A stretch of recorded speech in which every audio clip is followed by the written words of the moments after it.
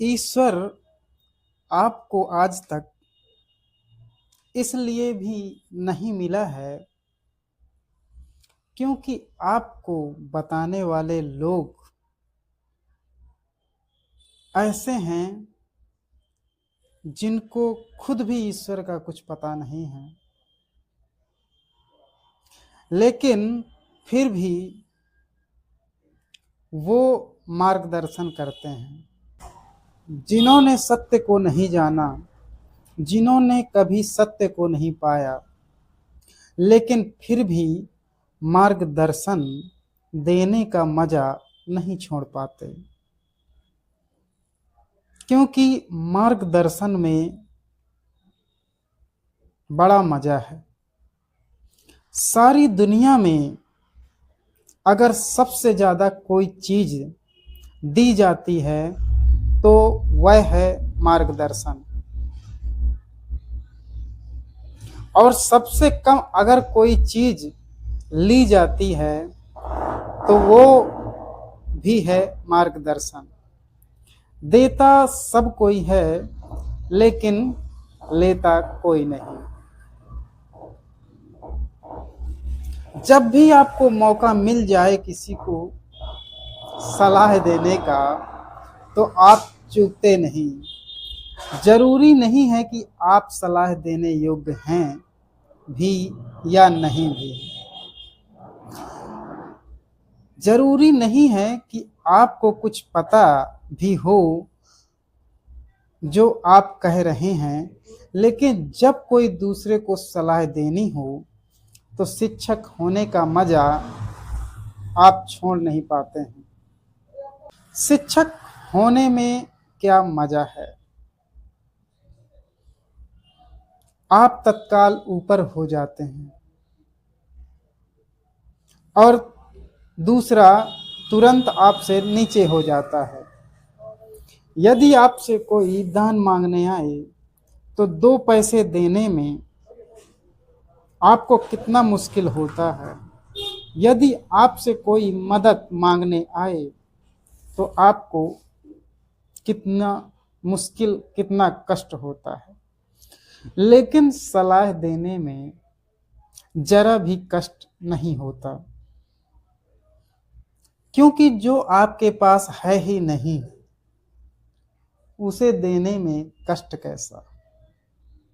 ऊपर से आपको कुछ तो मिल ही रहे हैं, आपको मिल रहा है अहंकार। आज आप भी सलाह देने की हालत में हैं और दूसरा लेने की हालत में है। आप ऊपर हैं, दूसरा नीचे है। इसलिए कहता हूं कि जब भी किसी को मौका मिलता है सलाह देने में तो वह वो मौका छोड़ नहीं पाता। और तथाकथित आपके जो भी या आपने जिनसे भी ईश्वर के बारे में पूछा है, जाना है या सुना है, या जो आपका मार्गदर्शन कर रहे हैं, उनको भी कुछ पता नहीं है। उनको भी ईश्वर का कोई ज्ञात नहीं है। गुरुदेव एक अक्सर कहानी सुनाते हैं, मैं आपके साथ साझा करना चाहता हूँ। एक तालाब था, राजा का तालाब। उस पे बड़े साफ अक्षरों में लिखा था कि यहाँ पर मछली पकड़ना मना है। तो एक व्यक्ति उस तालाब के किनारे छुपकर मछली पकड़ रहा था। तब उसको सैनिकों ने पकड़ लिया तो उसकी जो मछली पकड़ने का जो यंत्र लिया था उसमें एक मछली फंसी तड़प रही थी। तो उससे पूछा गया कि तुम यहाँ मछली क्यों पकड़ रहे हो, जब यहाँ पर मछली पकड़ना वर्जित है। तो वो व्यक्ति कहता है कि मैं मछली नहीं पकड़ रहा हूँ, मैं मछली को तैरना सिखा रहा हूँ। तो कहने का तात्पर्य यह है कि आप लोग जिनसे ईश्वर के बारे में पूछते हैं, मार्गदर्शन करते हैं, या जो आपको सिखाते हैं, वो भी आपको मछली की तरह ही तैरना सिखा रहे हैं। क्योंकि मैं स्पष्ट कह देना चाहता हूं कि ईश्वर कोई अभिव्यक्ति नहीं है। ईश्वर सिर्फ एक अनुभूति है। हिंदू धर्म, सनातन धर्म हमेशा से सदा से कहता आया है कि आत्मा में परमात्मा है। निसंदेह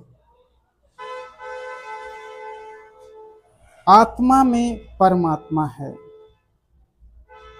आत्मा परमात्मा में विलीन हो जाती है।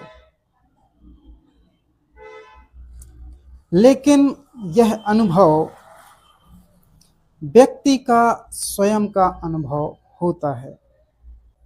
जैसे किसी अंधे व्यक्ति को यह प्रमाणित नहीं किया जा सकता कि प्रकाश है, क्योंकि अंधे के सामने कोई भी प्रमाण नहीं जुटाया जा सकता कि प्रकाश है या नहीं। अंधा किसी के साथ भी राजी हो सकता है। यदि उससे कोई कहे कि प्रकाश है, प्रकाश ऐसा है, तो उसके साथ राजी हो जाएगा। और कोई कहे कि प्रकाश नहीं है, तो वो उसके साथ राजी हो जाएगा। क्योंकि ना तो इसके पक्ष में तुम कोई प्रमाण दे सकते हो और ना उसके विपक्ष में कोई प्रमाण दे सकते हो। क्योंकि अंधा व्यक्ति तैयार है, अगर प्रकाश हो तो मैं उसे हाथ से छूकर देख लूं, कान से सुनकर सुन लूं, या जीभ से चख कर देख लूं। अंधा राजी है।